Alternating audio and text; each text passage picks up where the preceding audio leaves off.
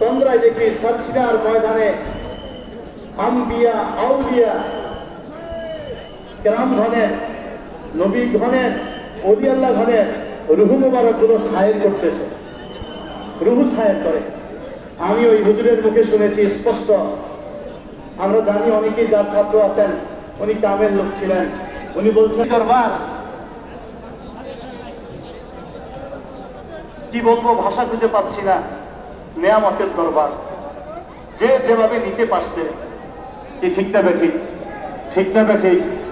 এখানে অনেকে রসুলের পাক সাল্লামের জিয়ারত নসিব হয়েছে। অবস্থায় একজন রাষ্ট্রবিজ্ঞানের 2 বছর 3 বছর আগে উনি আমার কাছে বলছেন যে হুজুর জিকির করাচ্ছে, হঠাৎ করে আমি দেখি যে আমার জবান বন্ধ। হুজুরের জন্য মাঝে মধ্যে বন্ধ রাখে, জিকির করলেন।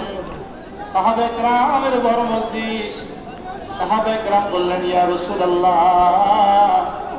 যখন আপনার সামনে থাকি, আপনি যখন জান্নাতের জাহান্নামকে সামনে দেখতে পাই, ভয় অনুভব করি। মনে হয় জাহান্নামটা সামনে এরকম দেখতে পাই। যখনই আমাদের প্রয়োজনে জীবন চালাইবার প্রয়োজনে, খেতে খামারে কৃষিতে ব্যবসায় যখন আমরা চাই, কিন্তু তখন আর আমাদের মধ্যে এই হাল অনুভব হয় না। আপনার কাছে থাকলে যেই হালটা হয়, দূরে গেলে সেই হাল আমাদের থাকে না। তখন জান্নাতের বয়ান শুনি, বয়ান করি, কিন্তু ওই রকম অনুভূতি আসে না।